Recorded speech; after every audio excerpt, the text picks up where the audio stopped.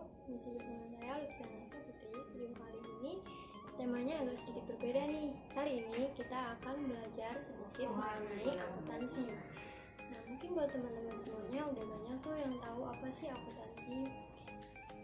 Akuntansi itu ada banyak jenisnya. Contohnya ada akuntansi keuangan, akuntansi perpajakan, sistem informasi akuntansi, dan masih banyak yang lainnya.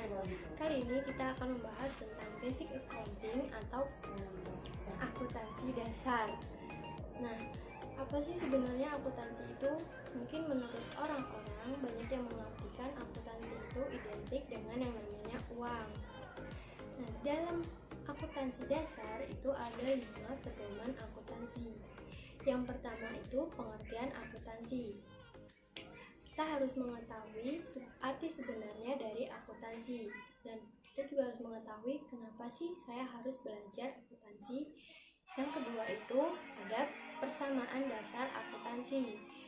Kemudian yang ketiga ada siklus akuntansi, yaitu untuk mengetahui pencatatan akuntansi. Kemudian yang keempat ada akun-akun di dalam akuntansi. Apa saja sih akun-akun yang termasuk ke dalam akuntansi? Dan yang kelima itu ada posisi-posisi dari akun tersebut, yaitu mana sih akun yang harus didebit dan mana akun yang harus dikredit.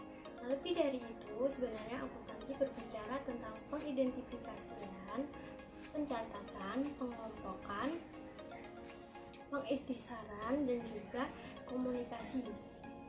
Emangnya akuntansi itu bisa komunikasi ya? Nah, akuntansi itu sebenarnya tidak melakukan komunikasi secara langsung, tapi melalui laporan keuangan, akuntansi itu bisa menimbulkan komunikasi. Oleh karena itu, akuntansi bisa disebut dengan bahasa bisnis. Nah, seberapa bergunanya sih akuntansi itu? Itu bisa dilihat dari berapa banyak pihak yang menggunakannya. Itu ada dari 2 pihak. Yang pertama ada internal dan juga ada eksternal. Internal itu contohnya dari bagian keuangan. Seperti misalnya sebuah perusahaan ingin melakukan perluasan untuk usahanya. Nah, bagian keuangan itu harus melihat terlebih dahulu laporan keuangannya. Cukup nggak sih dana yang ada di dalam perusahaan itu untuk memperluas usahanya? Kemudian dari pihak eksternal itu ada investor. Sebelum investor melakukan penanaman modal, dia terlebih dahulu melihat laporan keuangan dari perusahaan itu. Baik nggak sih perkembangan pendapatan atau laba yang dihasilkan dari perusahaan tersebut. Dalam akuntansi terdapat konsep dasar akuntansi, yaitu aset adalah harta atau kekayaan yang dimiliki perusahaan. Contoh dari aset adalah kas, piutang, perlengkapan, sewa toko, dan yang lainnya. Kemudian ada liability atau kewajiban. Nah, dalam akuntansi itu nama-nama akun biasanya menggunakan bahasa Inggris. Nama akun yang berakhiran dengan payable itu termasuk hutang.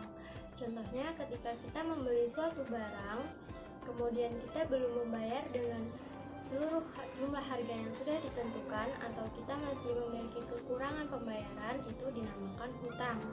Kemudian yang terakhir ada equity atau modal. Modal itu dipengaruhi oleh 3 hal. Yang pertama itu ada pendapatan, kemudian beban, dan juga dividen. Pendapatan itu ketika kita melakukan sebuah jasa, kemudian kita mendapatkan imbalan atau uang sebagai bayaran, itu adalah pendapatan. Beban itu ada beban air, beban listrik, beban ikan, dan juga yang lain-lain. Dividen merupakan pembagian hasil atau laba oleh perusahaan dengan penanam modal atau pemilik saham. Nah, demikianlah pembelajaran dari saya mengenai akuntansi.